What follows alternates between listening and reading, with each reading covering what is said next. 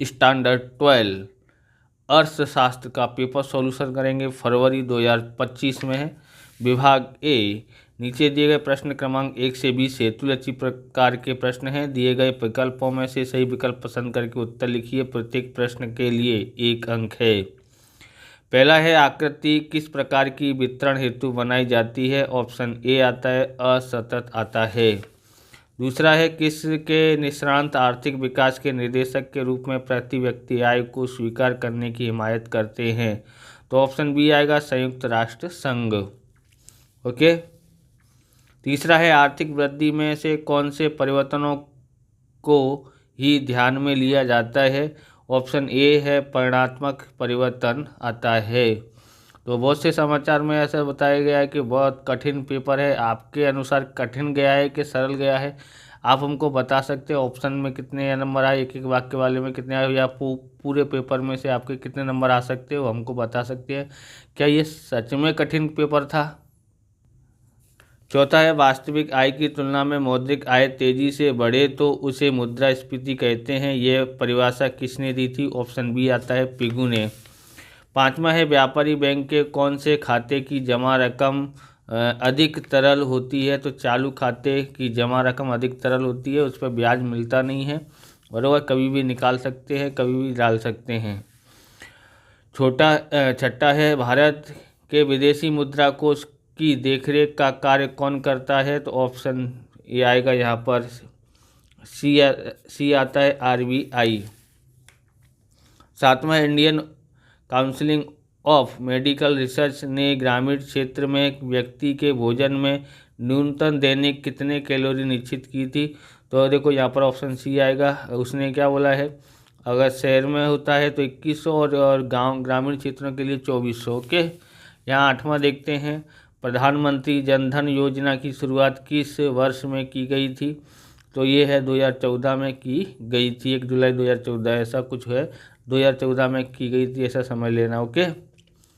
तो यहाँ पर ऑप्शन सी आता है 8वें का।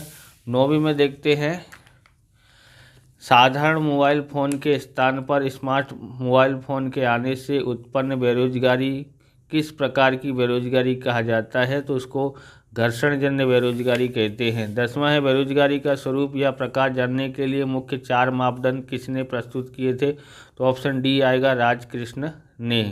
किसने? ऑप्शन डी राजकृष्ण ने। ओके। 11वां है हमारे पास है, भारत में जनगणना प्रत्येक कितने वर्ष में की जाती है? ऑप्शन ए आता है 10। 12वां है, ईस्वी सन 2011 में गुजरात में प्रति 1000 पुरुषों की तुलना में स्त्रियों का प्रमाण कितना था? तो 918। ऑप्शन बी इसका आंसर आता है। 13वां देखते हैं, स्वतंत्रता के बाद भारत की राष्ट्रीय आय में कृषि क्षेत्र के योगदान में क्या परिवर्तन आ रहे हैं? तो ऑप्शन सी इसका आंसर आएगा घट रहा है।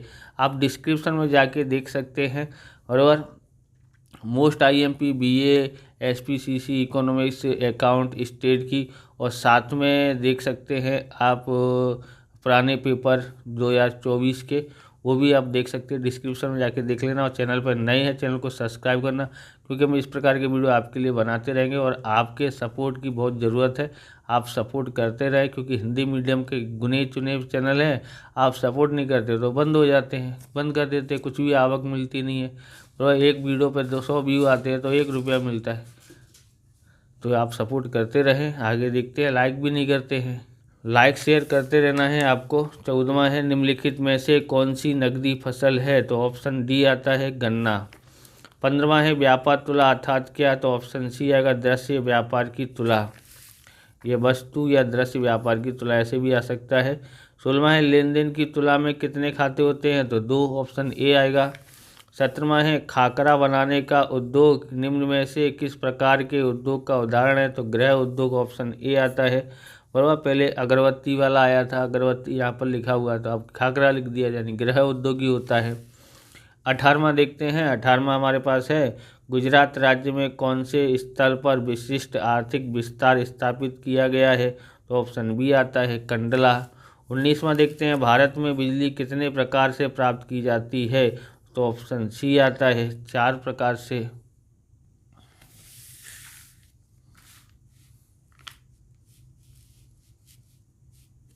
20वां देखते हैं, भारत में कानून संहिता संविधान के दिए गए आदेश अनुसार प्राथमिक शिक्षा मुक्त और अनिवार्य रूप से देने की जिम्मेदारी किसको निभानी है। ऑप्शन डी इसका आंसर आता है, राज्य सरकार को निभानी है। और विभाग बी में देखते हैं, नीचे दिए गए प्रश्न क्रमांक 21 से 30 प्रश्नों के उत्तर 1-2 वाक्यों में लिखो, वाक्यों में दीजिए। प्रत्येक प्रश्न के लिए 1 अंक है, 10 नंबर का होगा। इसका सॉल्यूशन हमने चौपड़े में किया है तो हम लोग को बताते हैं। तो यहाँ पर है NSSO का पूरा नाम लिखिए, तो उत्तर है नेशनल सैंपल सर्वे ऑर्गेनाइजेशन। और 22वां है, मानव विकास अंक का मूल्य कितना होता है। तो मानव विकास का अंक मूल्य 0 से 1 के बीच होता है। 23वां है, साक्षरजन का सूत्र लिखिए। तो साक्षरजन बराबर प्राथमिक जमा राशि गुणा 1/, नगद सुरक्षित कोष का प्रमाण। 24वां है हमारे पास में, अलग अलग देशों में निरपेक्ष गरीबी की तुलना कौन से मापदंड से की जा सकती है। तो अब उत्तर आएगा, अलग अलग देशों में निरपेक्ष गरीबी की तुलना PP बराबर की मदद से की जा सकती है, power of money. Okay, sorry, purchasing power, इसका मतलब क्या होता है, परचेसिंग पावर की मदद से की जा सकती है। 25वां है, प्रधानमंत्री कृषि सिंचाई योजना की शुरुआत कौन से वर्ष में की गई है। तो प्रधानमंत्री कृषि सिंचाई योजना की शुरुआत 1 जुलाई 2015 में शुरू की गई है। 26वां मृत्यु दर का अर्थ लिखिए। तो उत्तर है, वर्ष दौरान प्रति 1000 की जनसंख्या पर मृत्यु को प्राप्त होने वाले व्यक्ति की संख्या को मृत्यु दर कहते हैं। 27वां, भारत में सबसे अधिक रोजगार उपलब्ध करवाने वाला क्षेत्र कौन सा है। तो उत्तर है, कृषि क्षेत्र है, सबसे अधिक रोजगार उपलब्ध कराने के लिए कृषि क्षेत्र है। 28वां है, विदेश व्यापार की दिशा अर्थात क्या।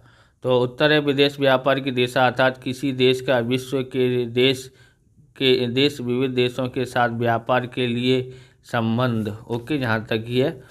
और 29वां है, सार्वजनिक क्षेत्र की इकाइयों को कितने विभागों में वर्गीकृत किया गया है। तो 3 विभागों में वर्गीकृत किया गया है। 30वां है, भारत सरकार का सबसे बड़ा सार्वजनिक साहस किसको माना जाता है। तो रेलवे को माना जाता है।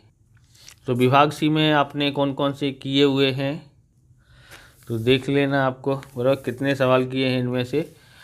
और आप स्क्रीनशॉट लेना चाहते हैं तो स्क्रीनशॉट ले लीजिए।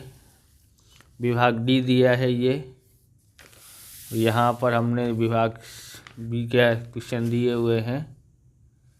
ये विभाग ई के बराबर 2026 में कोई देखे तो उसके लिए ये सब ऐसा किया है बराबर।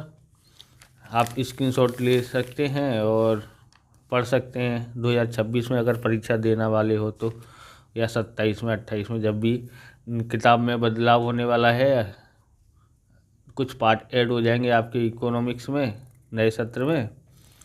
और तो इस प्रकार से ये वीडियो पूरा होता है। अगर आपको हमारा वीडियो अच्छा लगे तो लाइक करें, शेयर करें, कमेंट करें, चैनल पर नए चैनल को सब्सक्राइब करें। मिलते हैं नेक्स्ट वीडियो में। जय हिंद, जय भारत, वंदे मातरम।